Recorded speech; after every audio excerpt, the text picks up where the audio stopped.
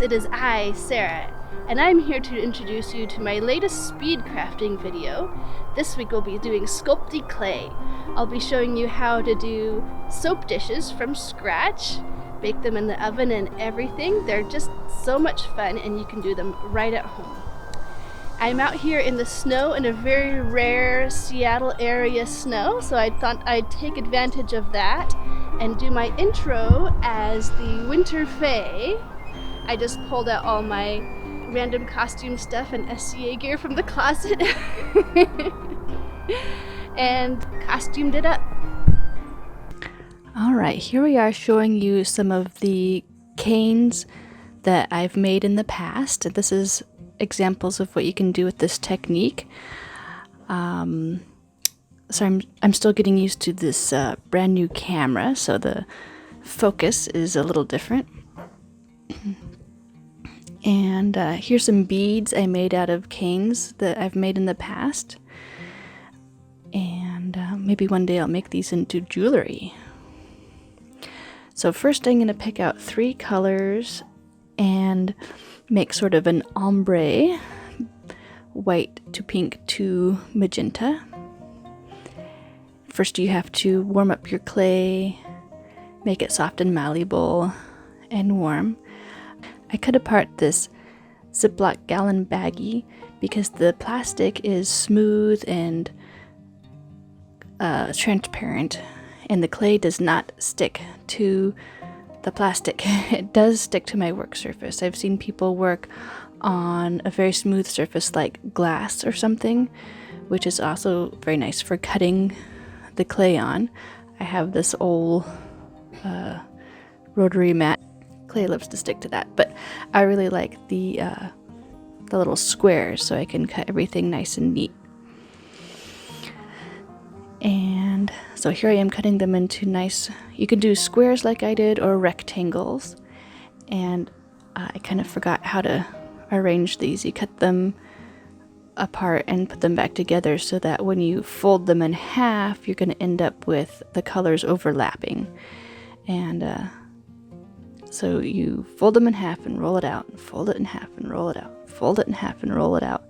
And this is really a lot easier to do with a pasta roller. You can get pasta rollers that are specifically for clay because it's a really popular thing to do with a pasta roller. So you can get a pretty cheap one. I think I saw them for like $20 or something at the craft store. But in any case, you can do it by hand. It takes a lot more elbow grease. And if you're cheap like me, then this works just fine. And you can finally see the ombre starting to appear. What I should have done is put more of a slant as I was cutting the clay, because the transition from the different colors is very short at this point. But that's okay. We're going to fold it in half, start rolling it out a bit, and then change your minds and cut it lengthwise and roll it out some more. I think this is a better way to do it. So now we want to make this piece of clay nice and long because we're going to roll it into a roll. The other way to do it, to make the ombre, is go back and forth like a accordion. But I'm doing the roll kind this time because I'm going to make the effect of a flower, as I'll show you here presently. It's a little tricky without the pasta roller to get this nice and long without it sticking to everything. Then roll it nice and tight. We don't want any air bubbles. The ends are going to be weird. Just cut them off. Here's a little. I should have had less white and more magenta and pink because that's more concentrated in the middle and it wraps around the outside less times, so you ended up with less magenta and more white, which is fine look too, but I would do less of what's going to be the middle color and more of what's going to be the outer color. So keep your scraps. We're going to be using them in a little while. You always keep your scraps. There's always something you can do with the scraps. I think I rolled it too long. And my other issue is that I used some clay that I had previously put glitter into, and so that was causing smudging as I cut. The glitter chunks drag through the clay and have a visible drag marks, which is not ideal in this situation. Luckily, we want the flower petals to be not perfect. If they looked perfect, they wouldn't really look like flower petals. So we have that going for us. Here's a close-up of how to squash your little quadrants.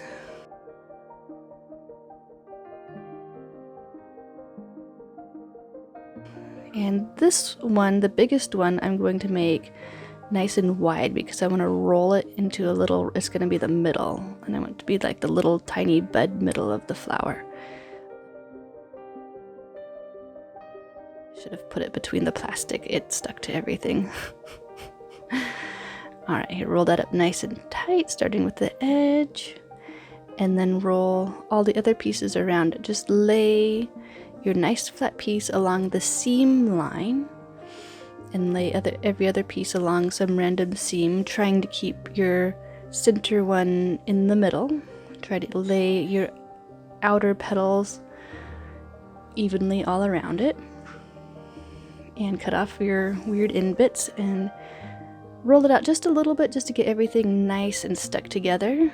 And now I'm going to use this gold. It came with little sparklies in it, so you don't have to worry about those sparklies dragging. I think it's a little bit of translucent clay too, so like the gold sparkles shine through. When you bake it, it becomes more translucent. It's pretty cool. So I'm going to want to get this nice and thin because I'm not going to actually roll that cane out very much thinner, and I want the gold outer part to be nice and thin. So cut that nice and square, roll it up like a little cigar, make sure there's no air bubbles, and then very carefully roll it out longer. Cut off the weird end. Yeah, sorry, that wasn't really focusing. And make that just as small as you like. The smaller you roll out the cane, the more intricate your little design will be. Okay, we're going to lay that aside and we're going to make the base of the dish. And I'm going to go ahead and marble all my scraps, and I need a little more extra. Put in some other random scraps in there, some more magenta. And I kind of made 2 marbled pieces and layered them, but it doesn't really matter. I just needed it to be a little thicker and bigger. I'm going to have to cover up one of these sides with my cane slices. There's one side and the other side. I'm going to have the gold side be the bottom of the dish and this magenta side be the top of the dish. And oh, here's my dog dish. I was just looking for something perfectly round that was just the right size for my piece of clay. What I needed is a compass, but I couldn't find it. Alright, make sure the edges are all nice and tidy. Okay, pro tip, lay this down on your plastic or anything that won't stick. Okay, here's the examples of my little cane slices. Some you can see that I got drag marks because of the glitter. That's pretty annoying, but looks pretty good from a distance. And this is just an example. And start laying on your little cane slices. Oh, what was I saying? Yeah, put your project on plastic or something it won't stick to. Otherwise, you'll be very sad when you try to pick it up later and it's stuck to the table. And I patted down each piece nice so that it was smooth, or at least as smooth as I could get it without totally squashing it. And then I kind of smeared down the bottom edge to make sure it was really good and stuck to the base. But I did want some texture. I want it to look like kind of like scales. It's part of the...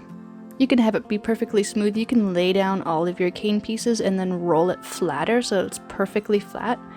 Whatever you like to do. I like the scale effect with a little texture.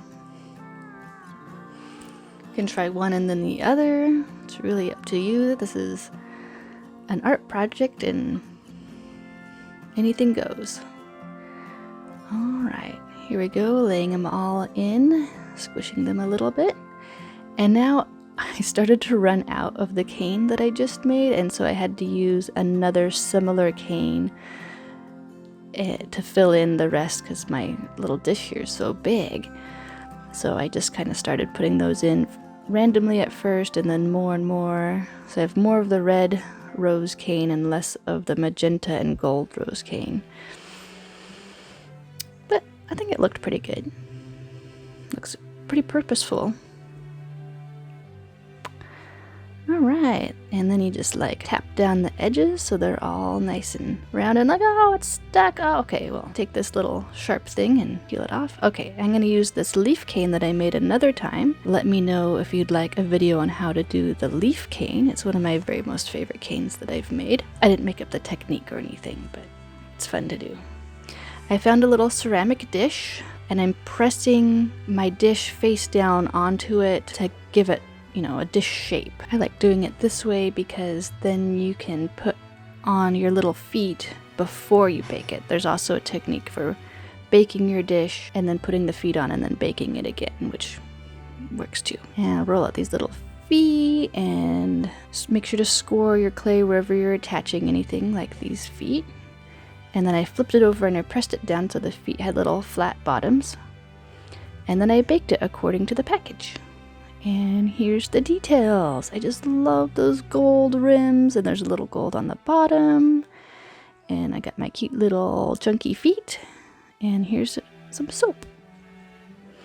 Alright guys, thank you so much for watching, and we'll see you next time.